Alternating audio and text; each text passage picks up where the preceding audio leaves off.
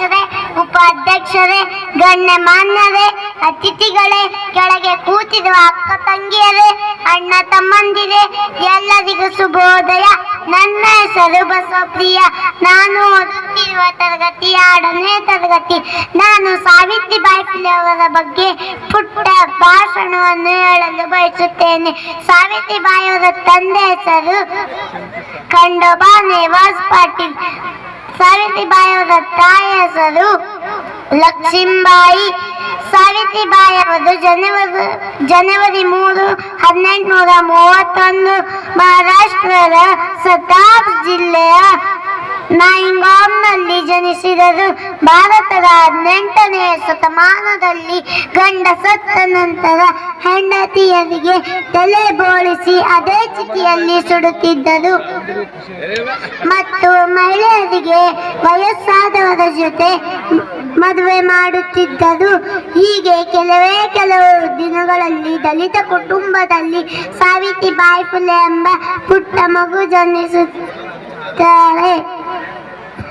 ಅವರು ಬೇರೆ ಹುಡುಗಿಯ ತರ ಇರಲಿಲ್ಲ. ಅವರಿಗೆ ಓದೋದು ಬರೆಯೋದು ಅಂದರೆ ತುಂಬಾ ಆಸಕ್ತಿ ಮತ್ತು ಅವರು ಧೈರ್ಯಶಾಲಿಯಾಗಿದ್ದರು. ಅವಾಗಿನ ಕಾಲದಲ್ಲಿ ಹೆಣ್ಣು ಮಕ್ಕಳು ಶಿಕ್ಷಣ ಕಲಿತರೆ ಗಂಡನ ಆಹಾರ ಇರದೆ ವಿಷವಾಗಿ ಬದಲಾಗುತ್ತಿತ್ತು. ಸಾವಿತ್ರಿಬಾಯಿ ಫುಲೆ ಅವರು ಒಂದು ದಿನ ಮನೆಯಲ್ಲಿ ಪುಸ್ತಕ ಹಿಡಿದು ಓದುವಾಗ ಅವರ ತಂದೆ ನೋಡಿ ಪುಸ್ತಕವನ್ನು ಹರಿದು ಸುಟ್ಟು ಹಾಕಿದರು ಮತ್ತು ಹೀಗೆ ಹೇಳಿದರು, ಮಗಳೇ, ನಮ್ಮಂತ ದಲಿತ ಕುಟುಂಬದವರಿಗೆ ಓದಲು ಬರೆಯಲು ಅಧಿಕಾರವಿಲ್ಲ ಎಂದು ಹೇಳಿದಾಗ ಸಾವಿತ್ರಿಬಾಯಿ ಫುಲೆ ಅವರ ಮನದಲ್ಲಿ ತುಂಬಾ ಪ್ರಶ್ನೆಗಳು ಹುಟ್ಟಿಕೊಂಡವು. 8 ವರ್ಷದ ಸಾವಿತ್ರಿಬಾಯಿ ಫುಲೆ ಅವರಿಗೆ 13 ವರ್ಷ ಜ್ಯೋತಿಬಾ ಫುಲೆ ಅವರೊಂದಿಗೆ ಮದುವೆ ಮಾಡಿದರು. ಸಾವಿತ್ರಿಬಾಯಿ ಫುಲೆ ಅವರ ಮನದಲ್ಲಿ ಓದೋದು ಬರೆಯೋದು ಹಂಬಲ ಕಾಡ್ತಾ ಇತ್ತು. ಅದು ಜ್ಯೋತಿಬಾ ಫುಲೆ ಅವರಿಗೆ ಅರ್ಥವಾಯಿತು. ಜ್ಯೋತಿಬಾ ಫುಲೆ ಅವರು ಕಾಪಿ ತಂದು ಹೀಗೆ ಹೇಳಿದರು, ಸಾವಿತ್ರಿ, ಇಲ್ಲಿ ಬಾ, ನಾನು ನಿನಗೆ ಶಿಕ್ಷಣ ಕಲಿಸುತ್ತೇನೆ ಎಂದಾಗ ಸಾವಿತ್ರಿಬಾಯಿ ಫುಲೆ ಅವರು ಬಂದರು. ಹೀಗೆ ಮನೆ ಮೊದಲ ಪಾಠಶಾಲೆ, ಗಂಡನೇ ಪರಮ ಗುರು ಎಂದು ಸಾವಿತ್ರಿಬಾಯಿ ಫುಲೆ ಅವರಿಗೆ ಅರ್ಥವಾಯಿತು.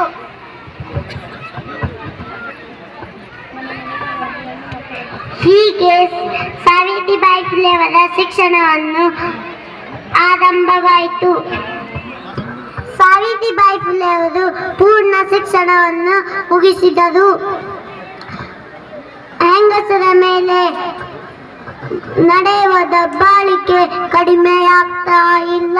ವಿಧವೆಯೊಬ್ಬಳು ಕೆರಕೆಯಾಗಿ ಸಾಯುವಾಗ ಜ್ಯೋತಿಬಾ ಫುಲೆ ಅವರನ್ನು ತಡೆದು ಹೀಗೆ ಕೇಳಿದರು, ಏನಮ್ಮ ನಿನ್ನ ಕಷ್ಟ ಅಂದಾಗ, ನಾನು ಒಬ್ಬ ವಿಧವೆ, ನನ್ನನ್ನು ಏಕೆ ತಡೆದಿರಿ, ನನಗೆ ಬಹಳ ಕಷ್ಟ ಕೊಡುತ್ತಿದ್ದಾರೆ ಎಂದಾಗ ಸಾವಿತ್ರಿಬಾಯಿ ಫುಲೆ ಅವರು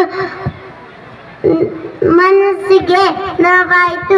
ಮನೆಗೆ ಬಂದು ಹೀಗೆ ಹೇಳಿದರು ಸಾವಿತ್ರಿಬಾಯಿ ಫುಲೆ ಅವರಿಗೆ, ಸಾವಿತ್ರಿ, ಗಂಡ ಸತ್ತ ನಂತರ ಹೆಂಗಸರಿಗೆ ವಿಧವೆ ಮಾಡಿ ತಲೆ ಬೋಳಿಸಿ ಅದೇ ಚಿತೆಯಲ್ಲಿ ಸುಡುತ್ತಿದ್ದಾರೆ ಮತ್ತು ಬಾಲ್ಯ ವಿವಾಹವನ್ನು ಮಾಡುತ್ತಿದ್ದಾರೆ.